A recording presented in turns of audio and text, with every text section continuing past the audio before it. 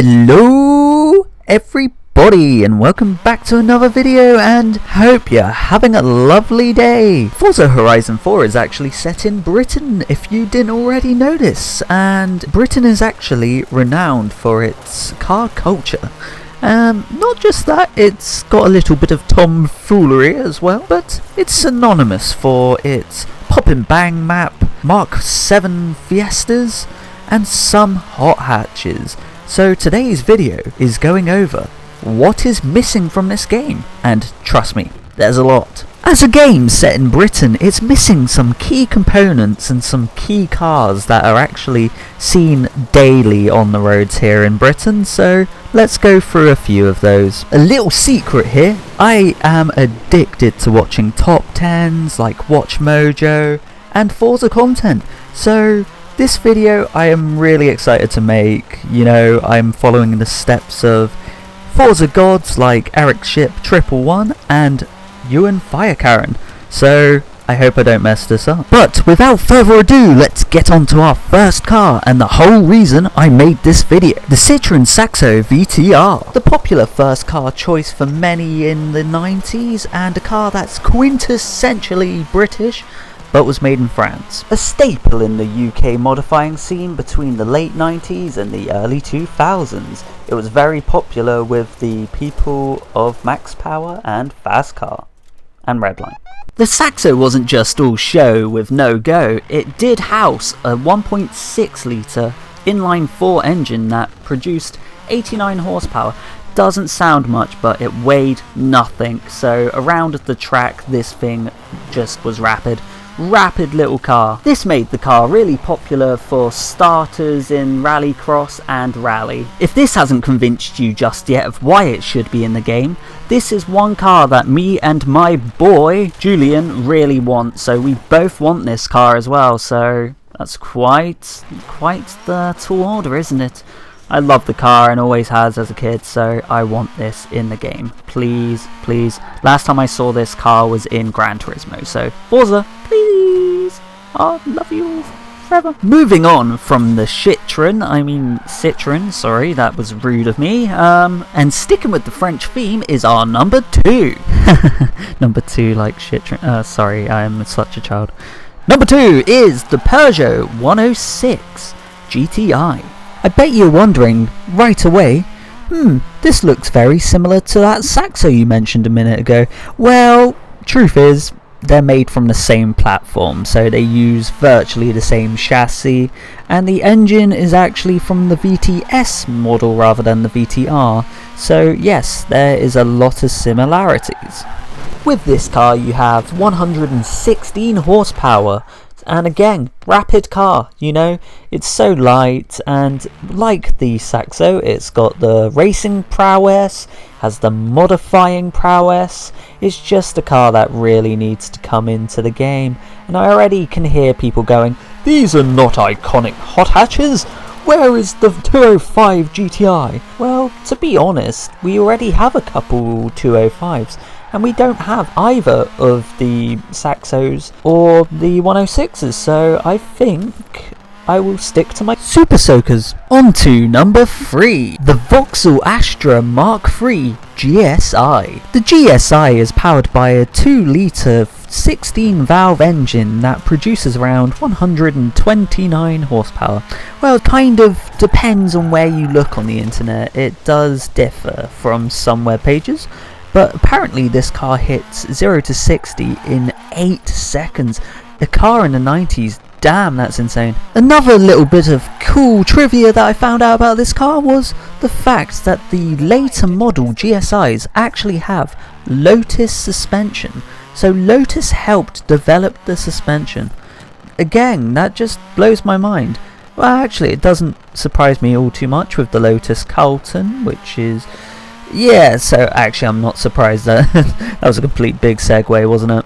I guess you're wondering, why did I pick the Mark III over the Mark II and the Mark I? Well, if we look at the Mark I and then the Mark II, I would say the Mark III was the better looking of the two. That's just my reasoning. Plus, I don't think I've seen it in any game. I don't think I have. Probably not. If you've seen one in a video game, please enlighten me in the comments, please. It would be awesome to know if there has been that car in any game. I think the most famous this car has ever been was on Top Gear when they actually blew it up.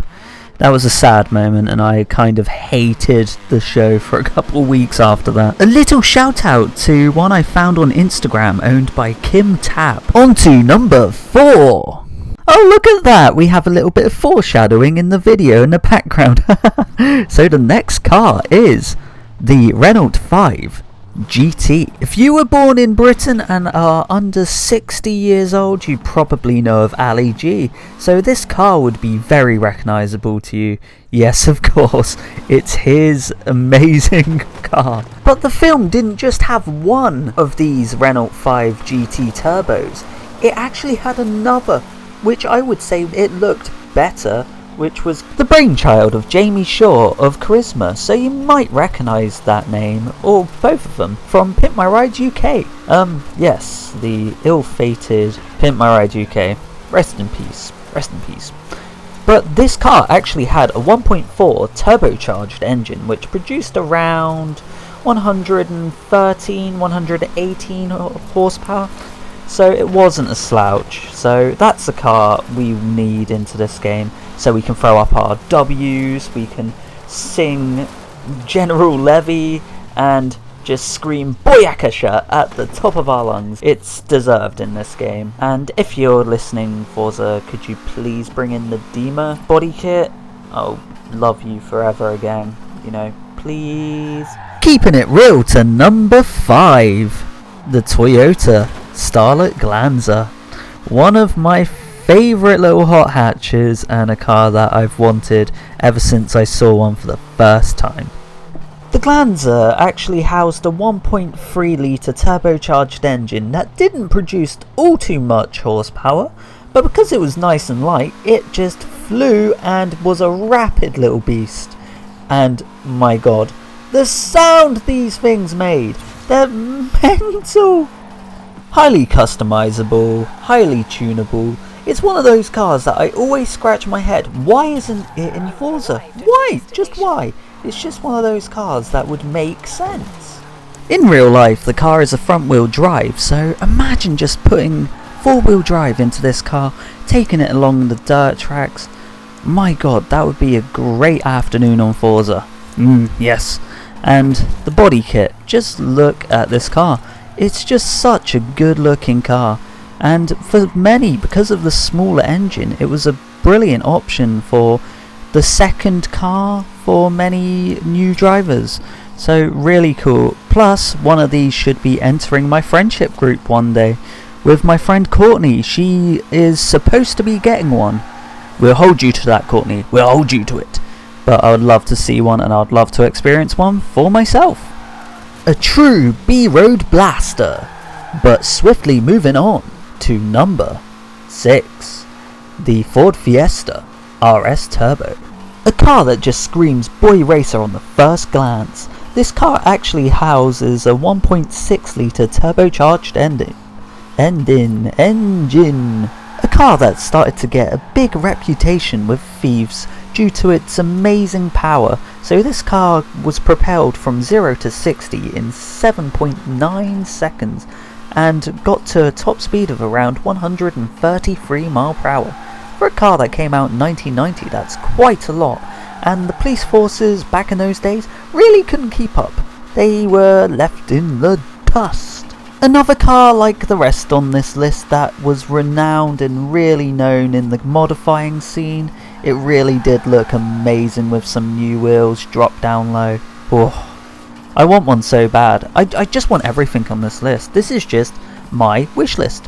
And did I mention it had amazing fog lights? Just look at those. It wouldn't be an iconic hot hatch video without our number 7. The Vauxhall Nova GSI. My god, it doesn't get any more iconic than this car. This is the car that I grew up just adoring. A car that introduced me into hot hatches entirely. Plus, it's the car that single-handedly created the chav movement. And if you don't know what a chav is, Have you ever been to a McDonald's and seen kids outside listening to music? That's a chap. Housing a 1.6 litre naturally aspirated engine that produced about 99 horsepower. It was definitely not fast, but it was all classes of cool, and again, just modified all the time, not tastefully, but it's laughable and iconic now. And to be honest, this is Horizon Britain. Why isn't the most British car in the game? I'm disappointed, Forza, I'm disappointed. I bet many are wondering, iconic, so why haven't I heard of the Nova? So the Nova outside the UK was actually known as the Corsa, which we get in the UK as well, but the first Corsa came in the shape of the Corsa B. So that will be why you're scratching your head wondering, Nova, it looks like a Corsa to me. Well, it is a Corsa, but us British, we're kinda weird, so we known it as the Nova. Okay, I'm rambling now, so let's go on to our number 8.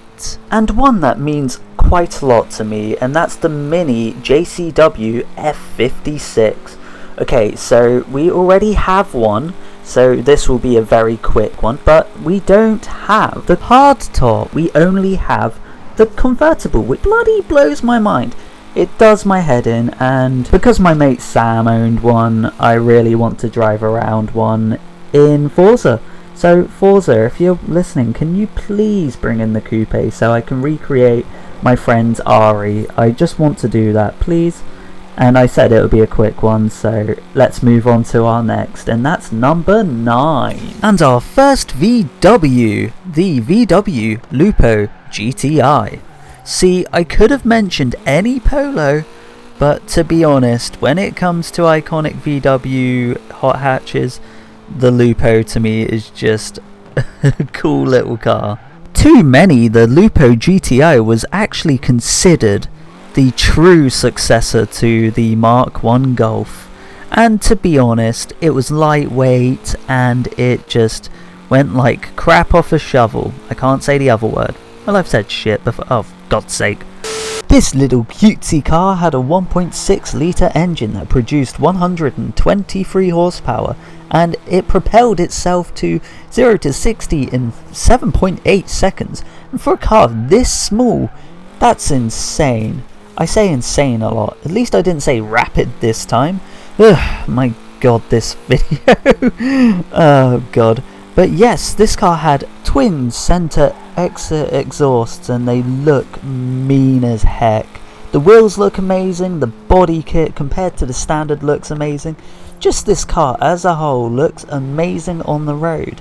And yes, you could get a Polo, you could get a Golf, but why would you do that when you have something so cutesy and so cool as this? It needs to be in this game, and it's a shame it's not already. Last at our number 10, and to be considered as one of the first hot hatches on the market, the Alfa Romeo Alfa Sud Ti. Not too many people are going to be aware of this car. Small, nimble, good looking hatchback. It has a 1.5 litre boxer engine, for Christ's sake. This flat 4 engine produced around 104 horsepower, and because it weighed nothing, this thing was not slow at all. It did have racing prowess, and I mean racing prowess. They actually had a series out for racing these cars, in particular just Alfa Suds. I think it was called Trofeo Europa Alfa Sud, if I remember rightly. I will check it on the screen. There we go. And one person who did drive in this series was Gerhard Berger, so it wasn't just a little known series, it was a big thing. If I was making a list on iconic cars, if I missed this car out, I am a complete idiot, so that's why I'm including it in this list. And that has come to the end of this video. I guarantee I missed out loads of cars that people love, like the Fiesta Mark 6 ST. I know there's a few people watching this who are thinking the same thing, and you're right, I will be making more videos on what is missing from Forza, so don't you worry about that. As I said at the beginning of the video, they have missed out a good few cars, so I could probably make a good few of these videos, so I'm looking forward to doing more. but I will be making the other content that I usually do. I just got a broken Xbox at the moment, so filming has been nigh on impossible, so I do apologise, and I will get back to the way it was before. But Xbox, done, bye bye, he gone bye. Thank the Lord that I actually had a few videos left over, hot hatch ones, so this video was made possible, thank goodness. But gang, if you liked what you saw, like, subscribe, comment, share with your crush this time, you know. She might actually ask you out on a date if you've shown her this video. I can't promise, so don't send me hate. All that is left to say is cheers and gone, but not for too long. Cheers and bye bye, my good friends.